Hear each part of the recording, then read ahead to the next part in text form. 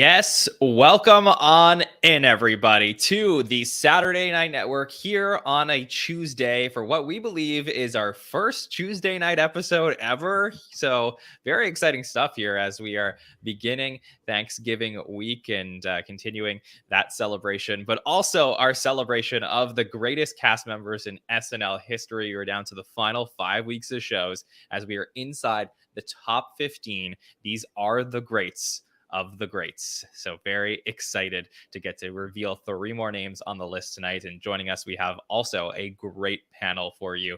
So up first, let me bring in my friend, Andrew Haynes. Haynes, how are you? I'm doing awesome. I'm so ready for the Thanksgiving week. I'm just, pouring through old SNL Thanksgiving sketches, of course, like you do this time of year. And, it's just a really warm, convivial time. And SNL is so, there's a lot of nostalgia there. I mean, it's new and fresh every week, but there's also so much nostalgia, getting to look back through these episodes, especially around this time of year. And even though, I watch the show for laughs, it is like a really warm thing that just kind of makes me feel safe in that kind of way. So just really excited. Great week. And like you said, these are really exciting episodes right now. I mean, we are really in the thick of it with the greats. Absolutely. What does convivial mean, just for all the listeners who may not know? I think it means like friendly, warm, amicable. I should have not used a word that I didn't have the definition for right Big off the top of my word. head. But I think that I'm gonna go ahead and Google it right now and see how far off I am. Okay, all right. While you're Googling, let me bring in our other panelist tonight, and that is one of our amazing patrons and friends of the show. Always so great whenever we have him on, and that is Brennan Keller. Brennan, how are you? I'm doing pretty good as well. Right off what Haynes said, I saw the advertisement for SNL Thanksgiving special this tomorrow night. I was like, it's that time of year. I love watching that hour of great sketches. Just a really fun compilation of some really good sketches from the history of SNL. I'm doing pretty good personally. Yeah, it's a good time of year. Absolutely. Well, I'm thankful for everybody who voted for these great cast members in SNL history because it's been so much fun to go through these week after week. Last week, we had 3 huge reveals on the podcast. I cannot wait to see what you in the live chat and you after the fact think of these next 3 that are coming up here. Before we get to the list so far, Brennan, since it's your first time on this countdown podcast with us, would love to know from you, what are your criteria when you are evaluating which cast members are the greatest of all time? It doesn't have as much to do with their length they've been on the show, but of course that's gonna help. It's mostly if they have characters, if they have the perfect mix of characters and impressions. I think it's someone that can just do everything. It's someone that you love seeing come back to host. It's someone that you love seeing on a recommendation on YouTube just to click that video because you're seeing their face again, making you laugh. Um, Man, there's so many good uh, SNL. It's just Yeah. yeah, There's it's so many great. I mean, someone. this is the hard part, right? We're getting into the, like I said, the best of the best here. So how do you parse through these greats? And that's what our goal is. That's what we're trying to achieve over the next few weeks, is to figure out how to place these properly on the list and celebrate them all, each in their own ways. So we're gonna do that tonight with starting with going through the previous 35 that we have revealed so far through this countdown, and it's been really, really fun week after week to get to do this. So very excited to go through the list one more time. Spoiler alert, if you have not seen previous episodes where we are revealing the previous names right now.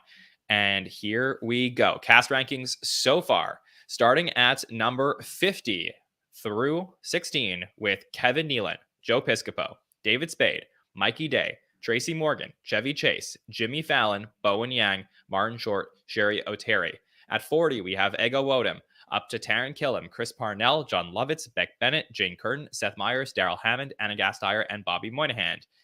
30 up through 21 is Tim Meadows, Vanessa Bayer, Bill Murray, Rachel Dratch, Adam Sandler, Jan Hooks, Edie Bryant, John Belushi, Molly Shannon, and Andy Samberg. And the previous 5 we have revealed, 20 through 16, is Norm Macdonald, Mike Myers, Will Forte, Dan Aykroyd, and Jason Sudeikis. Haynes, thoughts on the list as it stands right now? Listen, the list is pretty solid all around. I think the first one of these that I was on, you know, I think we were somewhere just in the first 12 or so, going through this list backwards from 50, and still strikes me as too low. Chevy Chase. I think Chevy Chase could definitely be higher considering the impact that he had on the show. I mean, we can nitpick a lot of stuff, but I mean, I think we're really blessed to have a pretty knowledgeable and well-rounded audience, and I think they make pretty reasonable choices with this voting. So I mean, that we'll get into it tonight, and we'll have some discussion about the folks that are popping on, but I think it's a pretty well-rounded list, honestly. I think that Norm Macdonald being as high as he is, I don't think he would have been this high just a few years ago. I think his passing gave him a kind of a big boost. People talk about him a lot more in the last few years than they really did the previous 15 before that, it seems like. So I wonder if that's just a little bit of this moment, although, many of us consider him the greatest Weekend Update host of all time. So obviously that's a very important anchor part of the show. So I don't have a problem with Norm being there, but just something I think about. Yeah, definitely. I think after last week, some of the consensus was Aykroyd way too low. I mean, I totally agree with that. I have him at 1 so far on my list.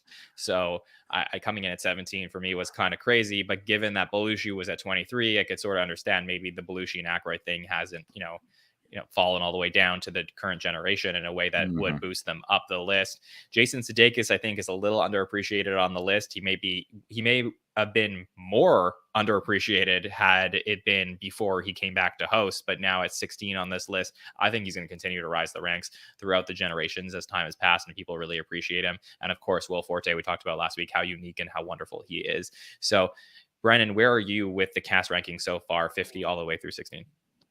I still remember when I had a magazine subscription to Rolling Stones magazine and Rolling Stone magazine, and they had their list of every single SNL cast member ranked from worst to best. And I already agree here that this list is going to be a lot less controversial than that magazine list. But it's when you make people make a list of 50 names from this is the 50th best person to the first best person, it's a really, really difficult thing to do. And I think they're doing a pretty dang good job, all things considered. And I'm really excited to talk about some of the people we're talking about tonight. And I know there'll be some controversy because we're getting really dang close to that top 10. And there's a few of these names here where you're like, that's a top 10 name. You sure that's not a top 10 name? Okay. Whatever you say. Yeah. Yeah, I think you can argue for and against a lot of these people. Haynes, you're going to say something. Have you heard from Bill about Jan Hook's ranking yet? Yes, I have. Well, Bill was actually on the Jan Hooks episode, and perfect. Wow, yeah. I bet he was not happy with that. I don't think he was. Yeah, it was low. I mean, I think I have Jan Hooks right now at 3 on my list overall from these 16 through 50 people. So the first 35. Yeah, look, I think it was too low. Again, Jan hasn't been on the show in a long time, and then obviously passed, about 10 years ago. So, name recognition factor is a thing there, but Jan Hooks deserves the praise, and hopefully we're giving her that on this list. So, yeah, definitely was. There are people on this list that are too low, and there are people on this list that are too high. That's natural, right? Sure. But again, what we're looking at here is thousands of votes coming in to talk through this list and, calculating all through the numbers, and people have different opinions, and the people who were either around in the 70s to watch the show will vote in, and people who just started watching the show will vote in. And it's really trying to get an overall gauge of how the SNL community feels about stuff, whether it's right or wrong, different than Rolling Stone, who may have had just 1 or 2 people work on their list and ranked all the way through to the bottom, which is not something I was interested in doing. All right. But like Brennan alluded to, we have 3 names to reveal tonight. I'm very excited to get to do them. So let's kick off our look at the top 15 SNL cast members of all time. And this is somebody who I saw that the chat has been talking over the last few weeks. When is this person going to come up? So I'm excited to talk about them. They were on the show for a very, very long time. And that was Fred Armisen. It feels like he never left in a way. 11 seasons at the show, 2002 to 2013, 222 episodes, good for 4th all time. So really longevity, a huge factor here when talking about Fred. 892 sketches. That's 5th all time in sketch appearances. Really 4th if you don't count Steve Higgins, who we should count, but just among cast members, really had a lot of interesting moments, joins the show in the early 2000s. And like I said, he felt like he was on for so long that you got to see him through different eras at the show.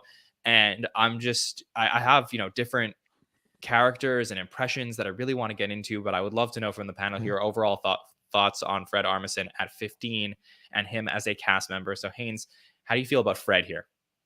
I think this is a pretty good spot for Fred.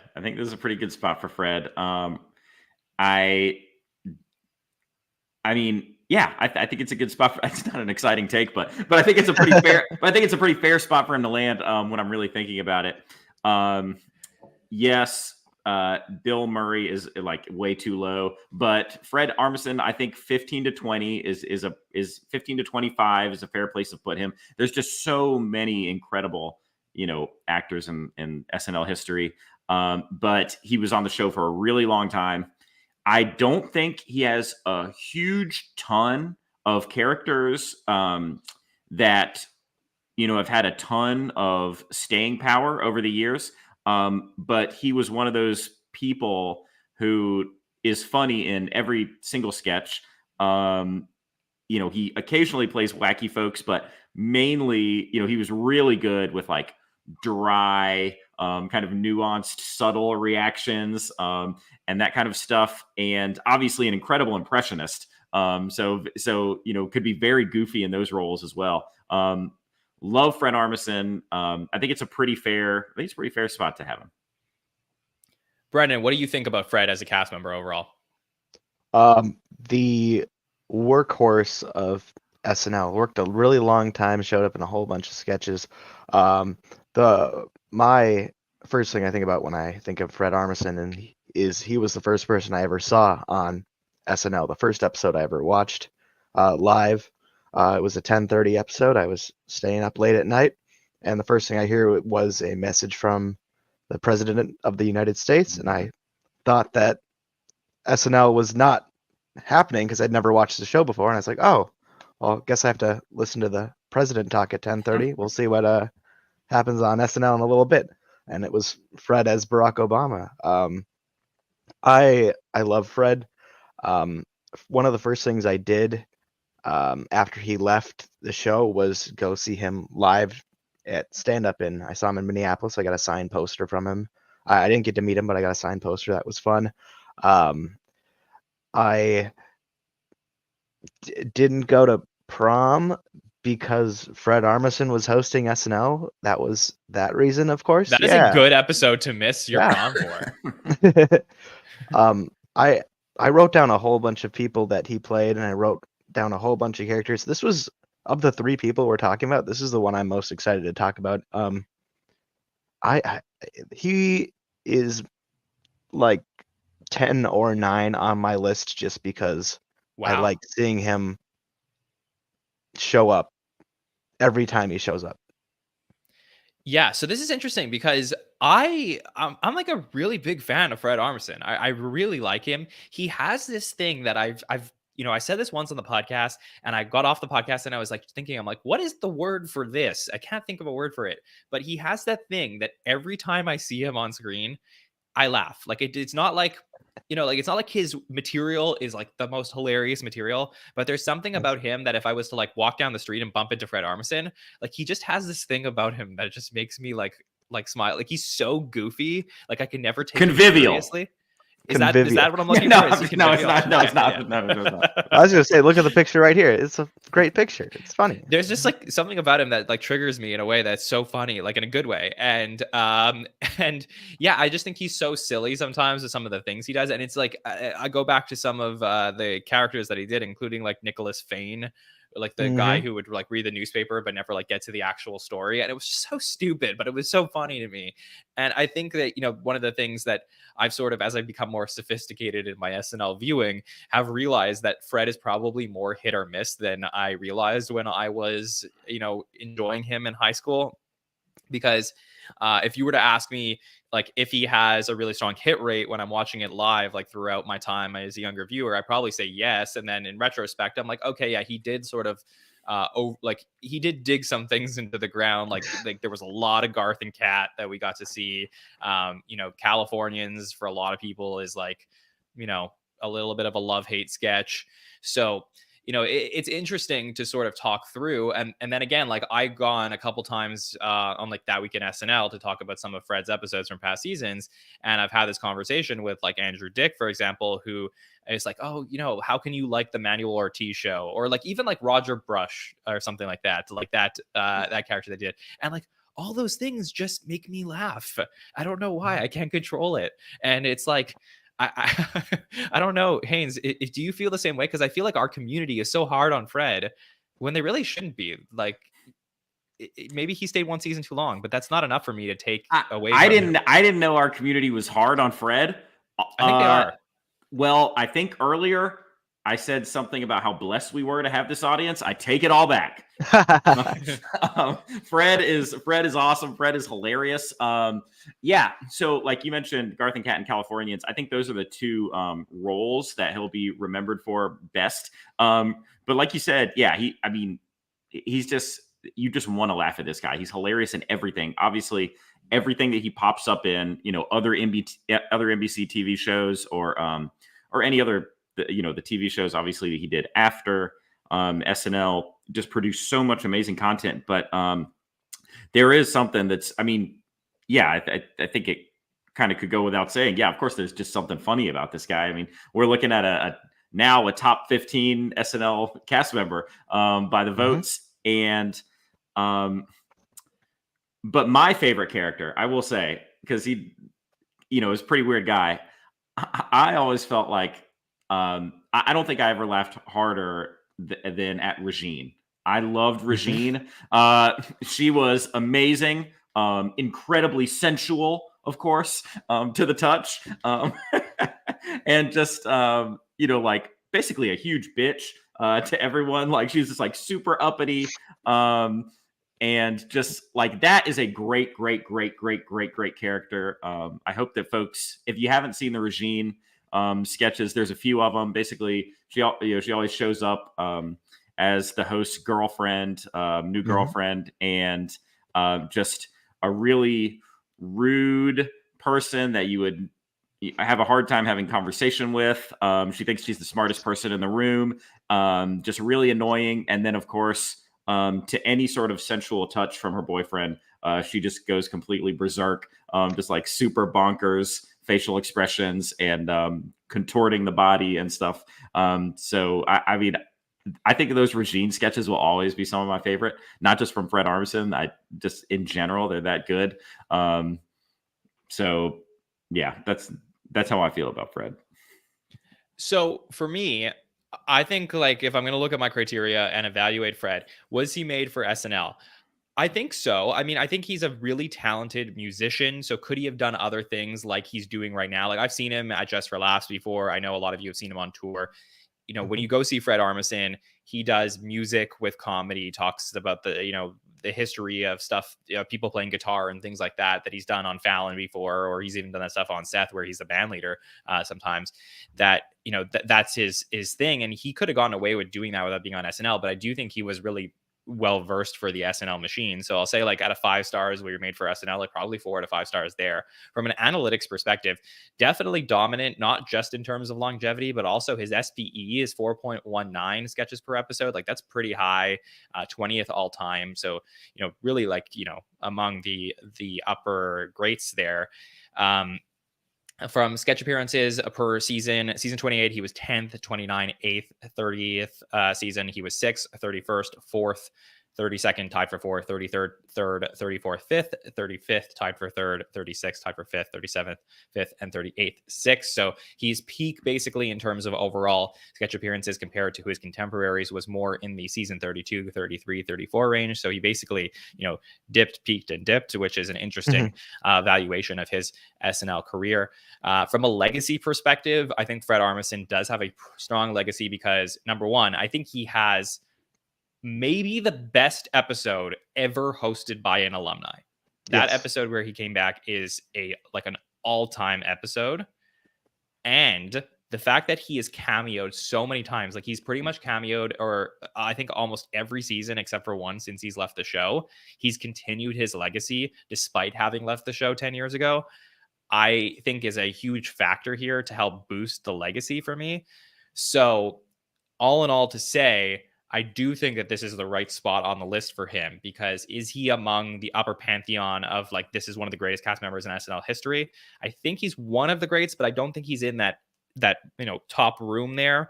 I think he's probably in that next level, maybe near the bottom of that next level, where we're talking about some people who, if you take them out of the history of the show is severely diminished. And I think Fred adds to that, that value in terms of what he brought to the show. Brennan, talk to me about your other thoughts on Fred and some of the other characters you want to bring up for our listeners. I mean, I'm just reading my list of characters over here, and I was just laughing, just remembering some of these characters. Like you mentioned, Roger Brush, and just it's so funny. It just goes like I don't even remember like the names of the episode, but he's like, she couldn't make it. I'm your host. Yeah. Lawrence Welk just hosting. Thank you. The best friends of X sketches. Weekend Update feature with Vanessa Bayer, where they would just have to whisper to each other. I thought that was always very funny. I liked his Michael Bloomberg impression. Always made me laugh when he'd go into Spanish. I do want to talk about one of my top 5 favorite sketches of all time. That's mostly just because I'm a Minnesota guy, but the Magellan Brothers with Bryan Cranston. It is a phenomenal sketch. I actually have the 7-inch vinyl that Fred Armisen produced with Bryan Cranston. It's phenomenal. So if you don't recall this sketch, it is Bryan Cranston and Fred Armisen standing on a stage, and that stage is the Target Center. This brother band is doing a tour. They had one top 200 hit ever, and they're losing a whole bunch of money doing this very, very far from sold out arena tour. So these two guys, they're up on stage and they're singing a phenomenal song called I Sent a Bottle of Sparkling Apple Juice to Your House. Did you get it? And they just sing that one line for about 5.5 minutes in between them talking to each other. Like the story of the song or the story of the band or how they're losing money by buying a tour bus instead of renting one. It's a very, very, very well done sketch, and Bryan Cranston and Fred Armisen do it perfectly. That was one that I was really excited to mention here. So rewatch it if you haven't seen it, or if you haven't seen it in a while. I think another one that I have to mention here that I really love, that I think I've brought this up before, but the Zac Efron episode from season 34, where it's the Gino's Pizza Roll sketch, where he keeps saying, like, I am your mother. And that was something that we kept Hey, I'm your mother. Yeah. Kept repeating. And he does that so well, where like, that's one of those things that the reason why I look at him and I laugh, because like he like, when if you didn't know who Fred Armisen was, just like look at this picture of Fred and you didn't know who he was, you didn't know he was on SNL, like you would go talk to him and you would think he was like the most shy person in the entire world, but he could bring out these insane, wacky characters from inside himself in a way that a lot of other people couldn't. And I think that's what really gets me going is just the, the expectations of what you may get and then what you do get from a guy like Fred. So for me, has all those positives of what makes him a great Haynes. Any final thoughts on Fred or anything else you want to talk about? Just, I mean, I think we've said the good things about Fred. I mean, I don't want to beat it to death here, but yeah, he's just awesome to me. He's like one of the funniest people living. I mean, any show that he's in, I think is genius. It's like he seems to not be in anything that isn't like masterpiece funny. So that's I mean, we're talking about SNL here, but we can't deny the impact that stuff outside of SNL has on us at, when we kind of like fall in love with a person. We can try and separate it to a degree. And I think we should, since, we're talking about, SNL cast members, but all of that stuff adds up. And so I do think that these people with really huge legacies outside of the show as well, I think it's hard for us to not give them a little extra boost. I don't know if, I mean, yeah, it's a bias on like the voting system, but I don't think we can just like deny. I think it's just a part of human experience, that the way that we're impacted by that stuff as well. And he's just produced so much incredible stuff. That when you go back and watch the show, say like in the early years, I mean, I was laughing at Fred Armisen, but you laugh at him harder the more you know him, Mhm. And Yes. so after all these years, it's like you can go watch that same stuff and it's even funnier now because you know Fred Armisen. So I mean, I think we've said it all. Incredibly, incredibly funny person, and like we've said, I think a pretty fair spot on the list. Brennan, any final thoughts for you on Fred? Yeah, I was gonna say, I know that SNL doesn't have a lot of guys play women anymore, but I think Fred was the master at that. You know what I mean? Yeah. I don't know if you agree, but I feel like he did a very, very good job at playing these characters that were they might not even been impressions, but there were so many. Yeah. Like I'd say put a Pedro wig on Fred. Pascal is maybe the master at that, but yeah, but yeah, so I agree with you. Listen. Yeah. There is someone that I always think of as being a master performing, in drag. Mhm. And I won't mention it now. That's a little Okay. tease. It's a little tease Okay. for you. Yeah. Okay. All right. Well, we'll see if we get there tonight. Let's keep going though. So Fred Armisen at 15. I'll let you know where I have him on my list. The most I think I've struggled through this entire podcast series to place somebody was with Fred Armisen. So we'll talk Mhm. about that as we get to the end of the show. All right.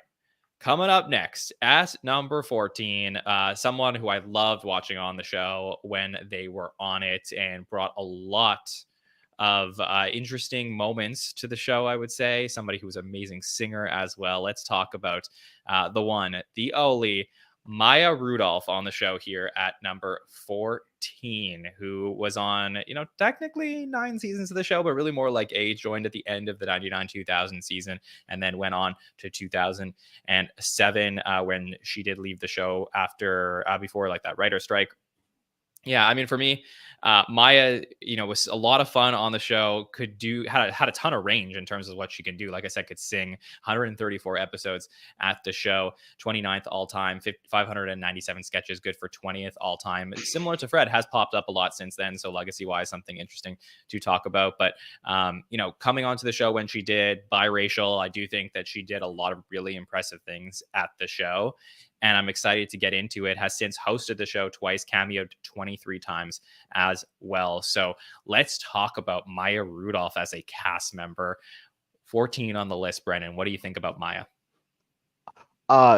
Great. Great at sketches, great at a lot of impressions. I will be the first to admit, this is higher than I would have had her personally, but that is not a diss on her. I just had more people higher up. I think she's very funny. I rewatched. This is the person I rewatched the most in preparation for this podcast because it was at the very tail end of Maya Rudolph. I got a little bit of 2007 when I was rewatching. I really started watching in 2009, so she was right. I just missed out on Maya Rudolph when I really started watching.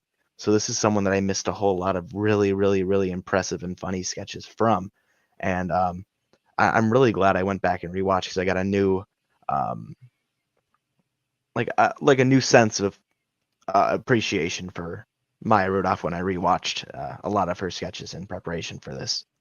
So Yeah. Yeah, Haynes, when I was watching in the real time, Maya leaving the show was the first time I had a cast member leave the show that I was like, oh wow, like that person's not on the show anymore. Like it felt like such a loss to me. And like since then, I do know like there's been worse, but just in the time in 2007 I was like, no, not Maya, because I just enjoyed seeing her so much on screen. I loved her impressions. I just did so many like really really strong ones, and I just think she was so versatile, I think is the word that I'm looking for when I talk about somebody like Maya Rudolph. So what do you think of when you see her here at 14 on the list? Yeah, incredibly versatile. I think since we started doing this thing, I probably mentioned Maya Rudolph in my first episode. I'm a huge Maya Rudolph fan. I refer to her as Goddess Maya. That's her official title in my household. Just absolutely love Maya. Like you said, versatile. But she was so like bold and brash and just fun and wild and hilarious. She obviously does, she's great with voices, accents. There's a level of physical comedy as well. She's just, I started getting into SNL when I was in seventh grade. So that was 1997. And so, going up through high school, like those formative years of SNL, she was a huge part of that cast. And like you said, when she left, like it was huge. Like she was a huge part of that cast. She just had such an impact on the screen and was in so many sketches, including some of my favorite, recurring ones. I mean, Bronx Beat is one of my favorite recurring sketches of all time. Absolutely love Bronx Beat with Amy Poehler, and it's a real shame that they don't have Wake Up Wakefield on Peacock, but if you can find it on the SNL archive, mhm. and those sketches. Listen, those sketches were awesome, and honestly, we can't mention those sketches without shouting out Rachel Dratch because her character as Sheldon was amazing. But she played Oprah a ton. Her Beyonce was hilarious. And then, like we're talking about extended legacies and people revisiting the show. I mean, her Kamala was awesome. I mean, I think everyone fell in love with that like immediately. She's just such a rock star. Obviously, from born with talent. Her mother was a famous singer, and yeah, just born to be a star. Absolutely love Maya, and and she deserves to be here. She deserves to be 14. Yeah, so Kamala is an impression that I wish would have continued. I mean, Mhm. we haven't really seen it since season 46, and I thought that would be something that maybe we would see throughout the administration. Vice presidents Uh, don't make enough news. yeah, but in Uh, SNL's history, they've seen some vice presidential impressions I before. was gonna So say we haven't seen the real life okay, that's true. Kamala Harris Yeah. since season Mhm. 46. So That is very true, Brennan. But yes, Bronx Beat to me is one of my like all time favorite recurring Mhm. sketches. I think that her and Amy together are so funny. I loved it. Like there was never an addition to that I didn't like. I just thought that they Mhm. were like their ability to riff back and forth, like that is some of the times where you see two really strong cast members just sit next to each other and just I'll say that properly, just riff with each other, are some of the most special moments when you watch SNL. Like just knowing that these two people sat down in an office with a writer or two and we're just like, let's just throw things out there and see what sticks when it comes to this sketch, and then you get to see the chemistry together on screen. Maya was so good at that, and I think that for me, she definitely deserves to be celebrated. Brennan, for you, what are some moments from Maya Rudolph's career that you'd like to talk about? Well, I do want to say it's very fitting that Maya and Fred are right next to each other here because they have a ton of sketches Mhm. together. The Prince sketch. What else did I write One of down? the I best wrote theme down. songs in SNL history. Yep. Mhm. Noonie and Noonie. Mm. Yeah, they played the Obamas for once or twice. They did. But yeah, I rewatched a whole bunch of her impressions, like Diana Ross, which is very interesting to look at now. Donatella Versace, those were always very, very funny. Uh, she was the original MacGruber sidekick. Uh, what else did I have? I had the Maya Angelou Cage Bird Laugh prank show Mhm. on this. I thought that was hysterical when I rewatched that. I don't even know if I had ever seen that before until this week, but that was an absolutely brilliant sketch. And then there was one. Uh, I will get back to the last one. I want to bring this up later, but go Haynes. What do you want to bring up? Listen, I mean, I love everything that Maya did. Of course, Gemini's twin was one of those things that was just like a huge hit when when they first started doing those sketches. She was awesome in those. The And getting to see her and Anna Gasteyer together. I mean, just how right, cool is that? right, and they like I was saying, they just crushed it. Their sketches were awesome.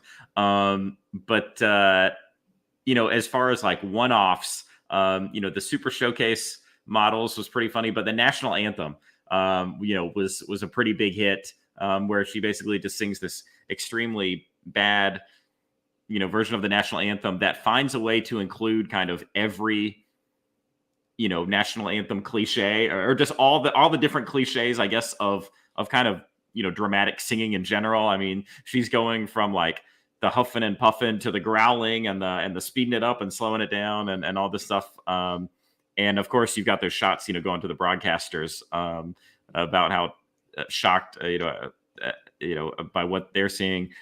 So I mean, she's got a ton of one-off sketches. She has a ton of recurring sketches.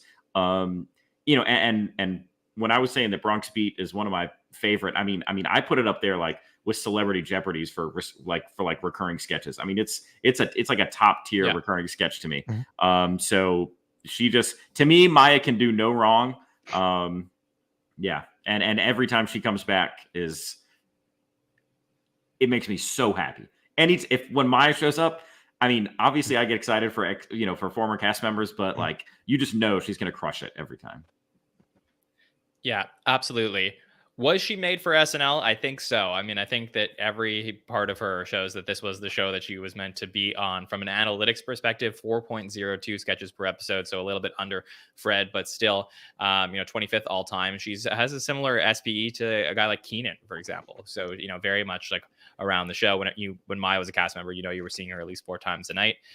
Season 26, she was 9th in sketch appearances. 27, 5th. 28, she was 2nd in sketch appearances. 29, 2nd in sketch appearances. Season 30, 2nd in sketch appearances. Season 31, she was pregnant for a lot of that season, so she was absent. Season 32, 3rd in sketch appearances. And then 33, Wow. she left the show. So really, except for the year that she leaves, except for the year that she's, on maternity leave, basically, she's either 2nd or 3rd overall in sketch appearances. So she is a huge part of those seasons from season 28, 29, 30, 31.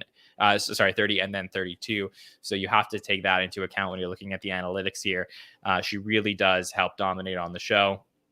And yeah, I mean, I think one we didn't talk about tonight that I really also enjoyed as well is like I really liked her Whitney Houston impression. I thought she was Mhm. really, really funny with the whole Bobby Brown, all that stuff. Like, I think she was really, really strong there. So for me, extremely versatile. Maybe a little higher on the list if I'm being completely honest here. Not by that much, but by a little bit. Like there's people who have already we talked about here, like, and again, we'll get to my list when we get to the end. But like, is she greater than Jason? Danny and Bill and Jan. I mean, those are like people that we, and Belushi, like those are people that I'm still not sure if I can make the argument that Maya tops all those people, but I do think that she's really strong and deserves to be celebrated somewhere in the 15 through 25 range that we were talking about earlier with Fred. Like, to me, they're of a similar tier and really strong. Brennan, was there another sketch that you wanted to bring up earlier that you weren't sure about? Yes. Okay. I found it. So I was trying to figure out if she was still on the show or not. So when she was still on the show, she did 4 times as Glenda Goodwin, which I thought was really funny. Right. And then she came back for a random cameo as Glenda Goodwin in this funeral sketch with Will Ferrell, where he was playing like a stand-up guy who kept trying to get people to come to his show during the funeral, and then she just showed up for one scene to sing a song about Sasquatches, which was something unforgettable. I thought that was just very brilliant. Yeah, and look, she's also hosted the show twice. I wouldn't be surprised if we saw her hosting again at some point as well. When she came back to host in season 37, it was a very exciting episode to have her there. And then again during season 46, I mean, she was doing Kamala, and it made sense then, but because she was in the building pretty frequently. But I would like to see her. I do think that the Maya-ing pre-tape that we got, that was our first season of podcasting. We were on the podcast just praising about how great that pre-tape was when she hosted for the second time. So for me, I wouldn't mind seeing her host a third time and adding to her legacy in the future. Haynes, any final thoughts here on Maya? No, I mean, I think first of all, the Maya-ing was amazing. But yeah, I think you said it. I think all of us would love to see her back hosting again anytime. And I expect that will happen sooner or later. Absolutely. Yeah, so I see in the chat somebody was asking about where Fred was on Rolling Stone's list. Sorry, I forgot to mention earlier. So Fred on Rolling Stone's list was at 23. Yeah, 23. We have Maya at 15. On Rolling Stone's list, Maya was at 18, and here we have her at 14. So those are where Rolling Stone. Oh. Uh-oh. Whoa. Well. All right. Let's pass the time. Okay. Welcome to the Haynes and Keller show. Yep. Maya Rudolph. Let's keep talking. No. John, you were missing a great show, buddy. Yeah. Yeah, Rolling Stone, of course. They just made me talking about that magazine made me leave the podcast. Let me take that from the top just for all the audio listeners. So, yes, Rolling Stone for Fred Armisen had him at 23, but we had him at 15. For Maya Rudolph, Rolling Stone was at 18, said that she was versatile, loose, and cool. 18, and then we had her at 14. All right, you guys ready to get to who we have here at number 13? I don't know if this one's going to be a surprise to people or not. I'm very curious what people think about this placement of this next cast member, who's definitely someone who you can argue could be the greatest cast member in SNL history, has those qualities to talk about, but very interesting arc on the show. So let's talk about here at 13, the incredible Chris Farley here at number 13. 5 seasons on Saturday Night Live from 1990 to 1995. 97 episodes at the show. 43rd all time. 364 sketches. 48th all time. Really the guy that you think of when you talk about the bad boys of SNL. And you can see in this picture, we have like the leather jacket here being the the representative of that era of the show. So, a lot of people think of that. A lot of people think of some all-time great moments in SNL history, including Matt Foley and the Chippendales. Like, how can you not talk about these moments that I'm sure we're about to get into? But what a huge impact he made on the show. Chris Farley, unfortunately, would pass away a few years after he was off the show. We did get to see him host once, which was, one of the most interesting episodes in SNL history, I guess, to just see where he was at in his life then. And, of course, the remembering Chris Farley and the stories you've heard, like, he's just one of the most unique cast members that's ever been on the show. And I'm very excited to get to talk about him here at number 13 and celebrate his time there. So Haynes, what are your thoughts? Chris Farley here at 13. That's a load of horse shit. Like, 13 is way too low down the list. And listen. Oh, okay. Great number. My favorite number. A lot of people's lucky number. My birthday number. 13 is a great number. Is the number I picked for all my jerseys. Playing sports growing up. but this is way too far down the list for Chris Farley. And he was who I was referencing when I was talking about Masters of Drag, because Chris Farley, in the female roles was amazing. He very well could be the greatest cast member of all time. I mean, there's certainly other people that can make that I can make an argument with to be the best ever. And I'm not saying necessarily that I'm picking him as number one, but I've often said that he was my favorite. He is just, to me, I mean, one of the things with looking at these great cast members is the lasting impact they have. And the memories that people have of this show are just filled with Chris Farley. Like when we think about the great moments in SNL history, you think about Chris Farley. I mean, a lot of people might say that Matt Foley was the greatest character, or those are the greatest sketches in SNL history. I used that word convivial, and thank you, John, in the comments for saying I was right about that. And I did Google it, and it means like friendly and fun and lively. That's what Chris Farley is. He is so, to me, and I talked about like the warmth attached to the show and how it kind of takes me back to like a safe space as like a young person in a loving household. Like that's what I get from Chris Farley. He is the kind of person that I would want to be best friends with. He is just jovial, loving, party guy, and even for folks that don't celebrate Christmas, I think a lot of us have heard or familiar with the Charles Dickens Christmas Carol. My favorite character from that story, and one of my favorite characters in literature, is the Ghost of Christmas Present, because he's just kind of this big, happy guy who like loves life. His line to Ebenezer Scrooge is, "Come in and know me better, man. Know me better." He's like, he wants, it's about like experiencing humanity. That's the lesson that he's teaching Scrooge along with these other folks. And he's in a room full of food and beer and stuff. Like that's the kind of guy that Chris Farley, I think, was. At least that's the way I view him. And obviously he's in some of the most famous sketches of all time. With the motivational speaker, Chippendales obviously was a huge hit, and he was barely stepped on into 8H. Schmitzke, obviously the superfans, of course. His Chris Farley show. I mean, I quoted that Paul McCartney interview like on the bus all the time growing up. Like we just loved it.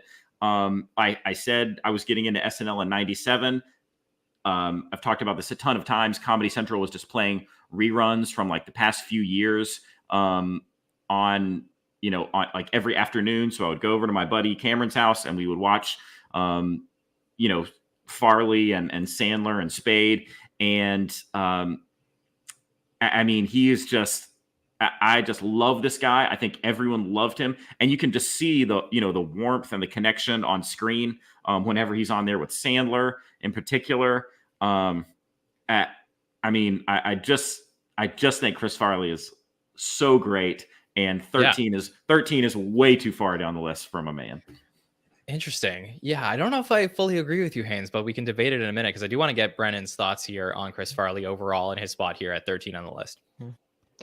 Yeah, if I was a more clever man, I would have had us make sure that we were on the same page about as soon as we announced Chris Farley, we probably should have said something like, "Hey, you remember when Chris Farley did the Chippendale sketch with?" Oh, that was awesome.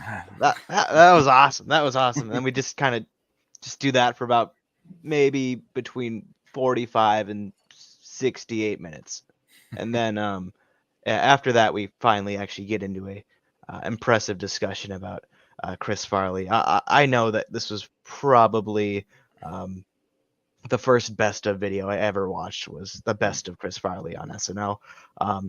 If you're showing SNL to someone for the first time and you don't get Chippendales or Matt Foley within probably the first hour, you're doing it wrong.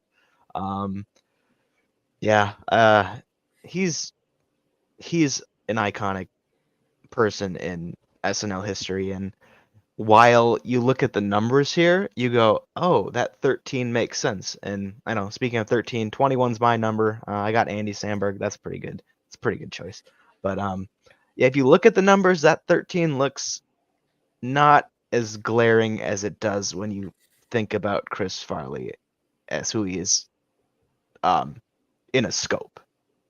Yeah. So here's the thing. I think from an impact perspective, there's no doubt that he could be top 10 most impactful cast members in SNL history. I think for, a lot of people, when they saw Chris Farley, and even Chris Farley speaks about this, they see, John Belushi, and they see how much Chris Farley admired John Belushi, and the stories, Laura has been told about how Chris Farley used to walk around and do sketches in John Belushi's pants because he found them in Studio 8H. Like, he is sort of a derivative of what we got from, or in that tree of what we got from Belushi back in the day. And since Belushi passed away, for SNL viewers who love the show, they got to watch Chris Farley and say, okay, this is what it would have looked like if, John Belushi was on the show in the 90s. And I think that there are a lot of similarities there.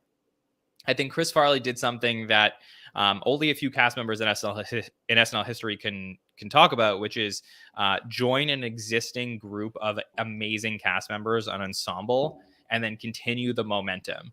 So basically, like, Bill Murray jumps on, maybe, a season and a half into the show and then continues the momentum and starts to find his place in that cast. Mike Myers jumps onto that cast. I think Chris Farley is the guy that, continues the momentum from the Phils and the Jans and the Danas, and is able to keep that going for a few seasons. I think Bobby Moynihan's another guy that did that more in modern times.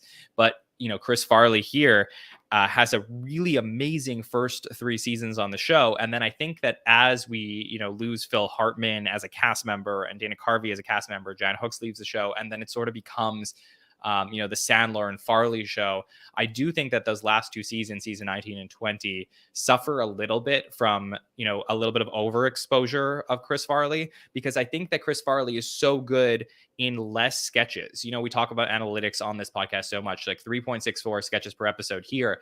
Like, I think it would be better to have Chris Farley in 2 or 3 sketches a night than have him in 6 or 7 sketches a night. As much as you want to see him, I just think his impact, like the not knowing what Chris Farley is going to do in a sketch, means more here. So I take the fact, like, I'm not looking, if I look at Chris Farley at, 3.5 sketches an episode, and I look at another cast member, let's say like Fred Armisen, who is at, 4.1, I think that Chris Farley does more in 3.6 than Fred does in 4.1. And that's probably where the analytics matter less for a cast member like Chris Farley. But it's still something to think about, because in season 16, 7th overall in sketch appearances, season 17, 4th, season 18, 5th, and then season 19 and 20, 2nd and 2nd. So he really is dominating those last 2 seasons on the show, which are considered among most SNL fans to not be great seasons. They're considered 2 of the worst seasons in SNL history. I think there were some of the seasons that went last in the draft that we did a few months ago. So for me, it is a factor to consider when it comes to a guy like Chris Farley, but I do think he had so many great moments on the show that, as both these guys are saying, would be in any SNL reel. Like, if you're showing someone an hour of SNL to get into the show, as Brendan said, you have to pick a few Chris Farley sketches because they're so important, including Matt Foley, including the Chippendale sketch, and, the Superfans with Todd O'Connor, hidden camera commercials, the Colombian coffee crystals. That's one that we talk about a lot as well here, which is just, it's so the turn on that is so great. Chris Farley getting angry is so great, because like every story you've ever heard about Chris Farley is how he was such a nice guy, but then to get him like angry like that on screen, I think really works in a great like flip of what you would expect from him.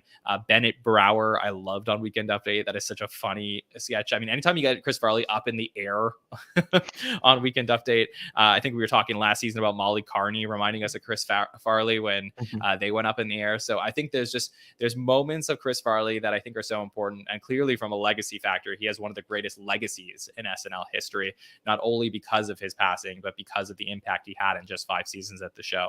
Haynes, other moments from Chris Farley's career, anything you would like to talk about when it comes to him?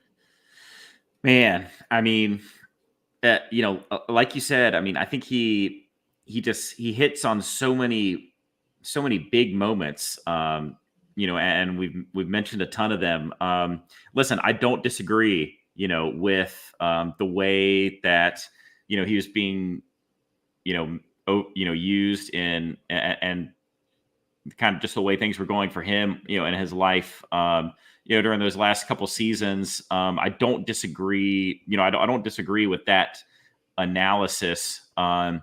But the reason that I think that should be higher than 13 is because of that lasting impact. When I think about the legacy and like like you said, just all the huge moments he was part of. Yeah, I mean, here's an interesting conversation to have, which is like when we talk about people like Maya and Fred that we revealed tonight, there's not a lot of what if questions with Maya and Fred. They were on the show, especially Fred, for so long. We've seen them a lot. There's like the what if they would have hosted more type of thing. But with Chris Farley, there's the huge what if question of like, had he, still been alive, and we were talking here in 2023 and Chris Farley was still around, like how many times would Chris Farley have hosted SNL? Like I would think Chris Farley would have hosted a ton of times. And then we're really talking about from a legacy perspective, him being in that top 5, because I just think that, Chris Farley hasn't been around for a while. So I think a lot of younger viewers, though they've heard of the name Chris Farley, though they've seen a couple of sketches, they don't realize the impact that he had on an individual sketch basis in the way that they would have had he appeared in modern times and was just, coming out to host every now and then. So I do think there's that. I do think that the whole Sandler coming to host a couple years ago and then doing the Farley song isn't a Farley best moment, but it is in a way to me still a moment to celebrate him and his legacy at the show. So that's something important to mention here. What about you, Brennan? Any other moments from Chris Farley's career? Anything else you'd like to talk about with him?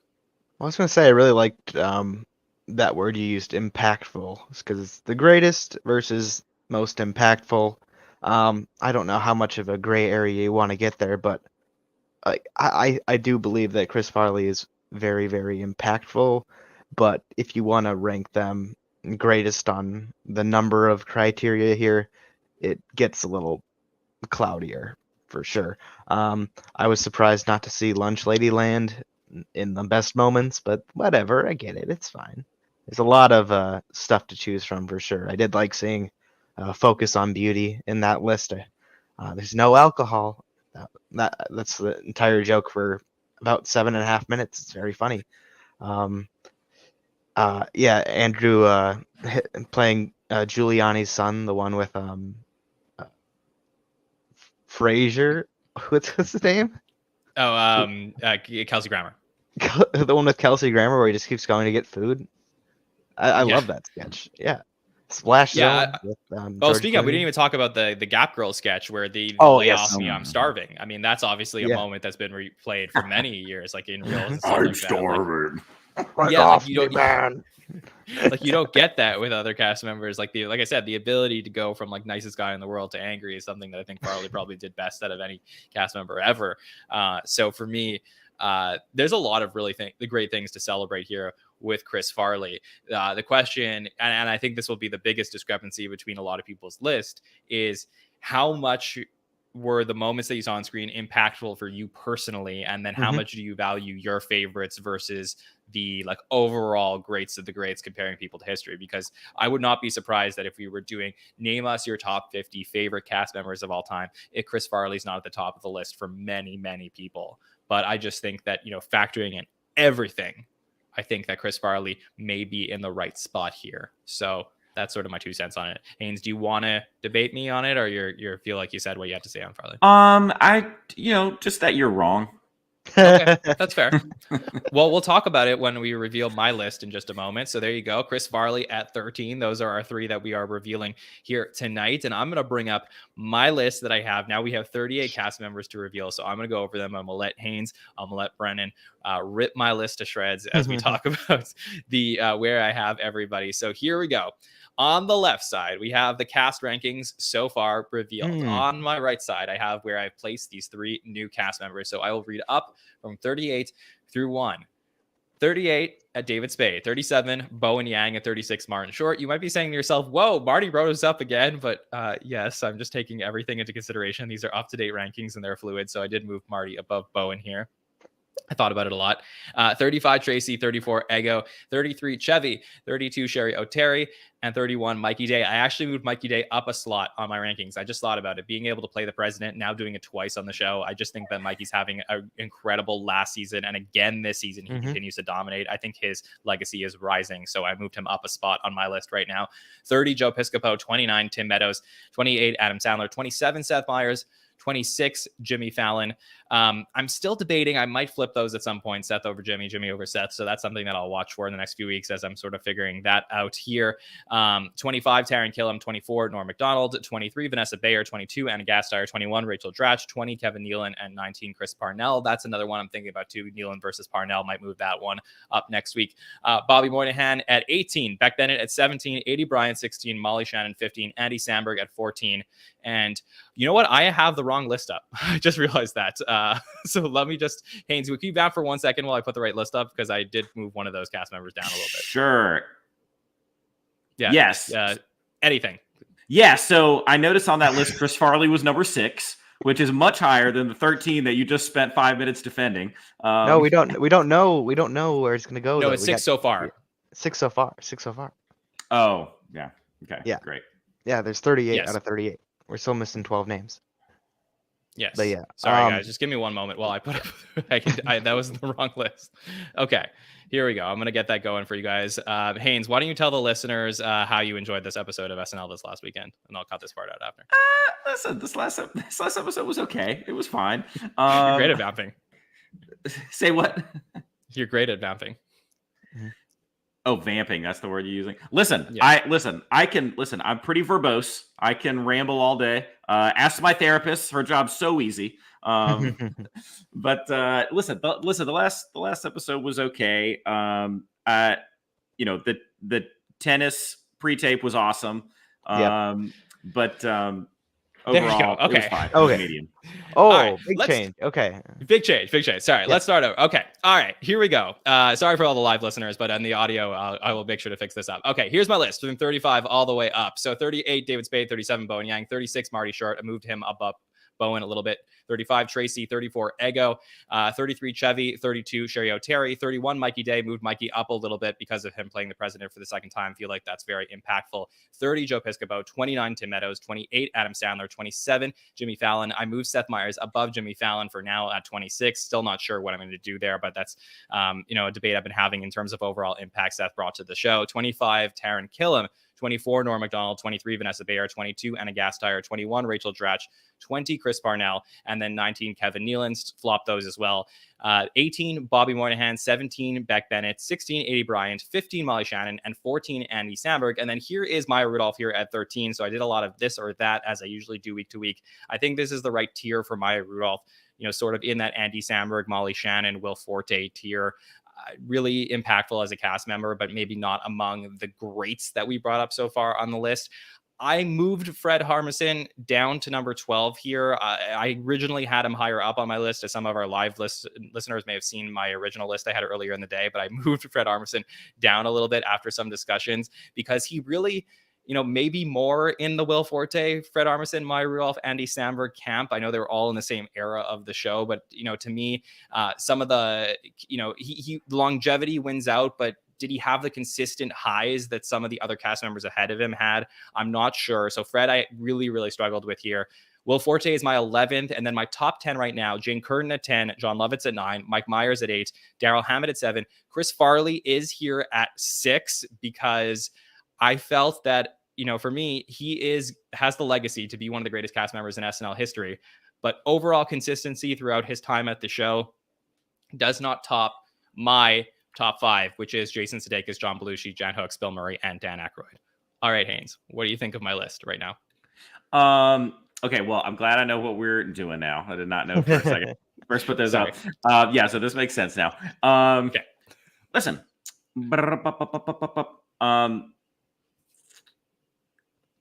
I mean, what do you think about how I placed Chris Farley, Fred Armisen, and Maya Rudolph are the right tiers for you? I know you would probably put Farley at the top of your list, but how do you feel about what I did? Well, yeah. So of the ones that have been named so far, listen, I don't have a problem with any of those people. I would not put Jason ahead of Farley. I think those, and I'm not saying there's not an argument there. I mean, he had an awesome impact on the show. But I would not. He's the only one that I would say for sure. I'm just at this point, I'm not comfortable having him ahead of Farley. Those other Aykroyd, Murray, Hooks, Belushi, I can listen to those arguments all day. Sudeikis, I just don't think he's quite there. I love where Daryl Hammond is. And I like where Mike Myers is. People, I feel like just the current discourse on SNL, we just don't hear enough about Mike Myers anymore, and he was just really, really impactful. Obviously, there's just some kind of it kind of aligns personally, with the SNL that I was absorbing when I was first getting into it. And then, of course, he was a huge star, of like 90s movies, and Austin Powers was such a big thing, when I was in, I don't know, 7th or 9th grade or whenever those movies were coming out. So I like what you've got going on there. I don't have any big beef with anything on this list. Just running over it really quick. Except that, the one thing that jumps out to me is I hope people don't think I'm like speaking ill of Jason Sudeikis when I say that. I just think I would still have him behind Farley at this point. Yeah, so my 2 cents on all that is, like, again, I do a lot of, like, when I say this or that, I'm like, okay, Jason Sudeikis versus Chris Farley, and I really think to myself, I'm like, okay, who had a more of an impact on the show? I do think that you could probably argue, again, impactful. Chris Farley's probably more impactful in a shorter amount of time, but Jason is extremely consistent. I think if you pull Jason Sudeikis out of the history of SNL, that era is like extremely impacted. Like, his value and ability to be such a great utility player in a ton of sketches throughout a really long era is really important. His hosting stint, like legacy wise, like really boosted him up. I think people are appreciating him more and more. I don't disagree with any of that, by the way. Yeah. So I think, like, look, they're one spot apart from each other. I think they're in the same tier. That's sort of my point here is are they, again, like, I think Aykroyd, Bill Murray, Jan Hooks, like Belushi, you can make an argument probably are in a room that is like statues of them would be built outside of the studio type of thing. I don't know that Sudeikis and Farley are there for me, but they're in that next stage. Brennan, what do you think of where I placed Farley and Fred and Maya in my list overall? Well, I was going to say, if you're doing tiers, are you doing like SS, then S, then A, then B, or just like having a 10 and then saying, oh, sorry, 10, that's it? Well, probably not, but like I'm just sort of like, when I look at where they stack up on the list, I'm like, okay, I could see this range of people is sort of around where I would place like this when a new person pops on the list, I'm like, okay, I can see them in this range, and then I have to really think through, okay, like, where do I slot them in? No, exactly. I totally get that. It's just I really like the term utility player. I like to think, like, when I watch the show, I like the people that can be fit in as the main, like, butt of the joke, the main character, the straight guy in the sketch. It's just there's so much that you can do, and there's so many people that can only do one or two specific things, and they are so good at that, and that makes them one of the best of the best. But there's also those guys that can be the straight man, and that makes them the best of the best as well. And it's just so interesting to see, like, as the list finalizes, how many of these people that are still in the same tier but are known for doing so many different things on the show. So I get where you're going with your list. I'm not gonna say too many bad things about it. Okay.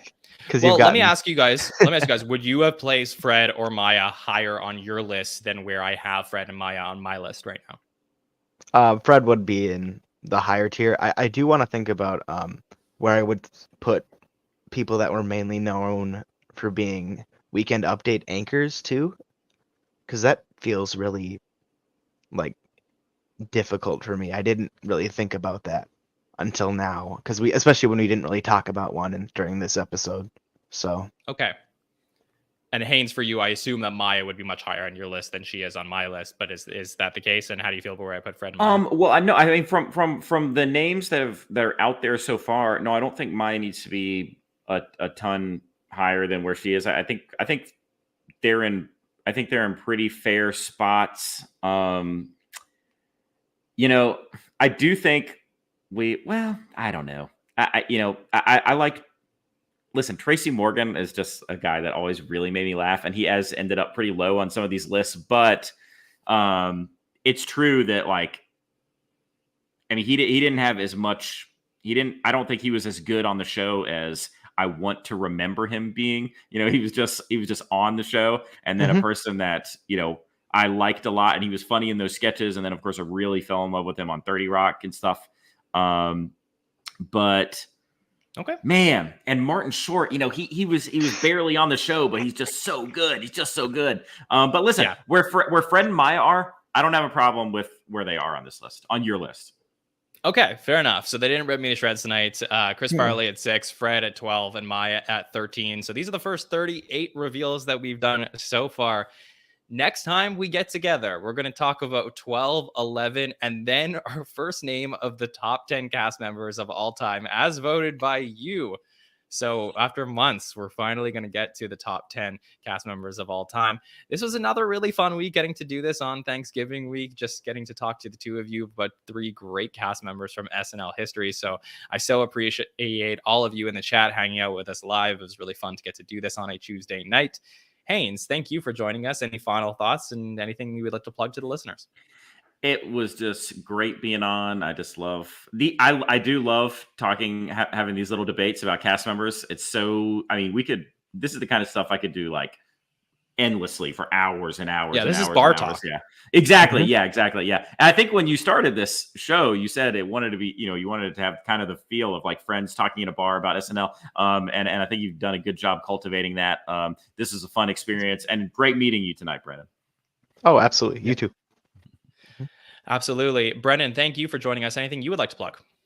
Um, Join the SNL subreddit in a few weeks for our live Emma Stone discussion. That'll be December 2nd, correct? Is that when it's back? Show's back that Yes, week? absolutely. Awesome. There is a SNL Predict on Friday where we predict the episode.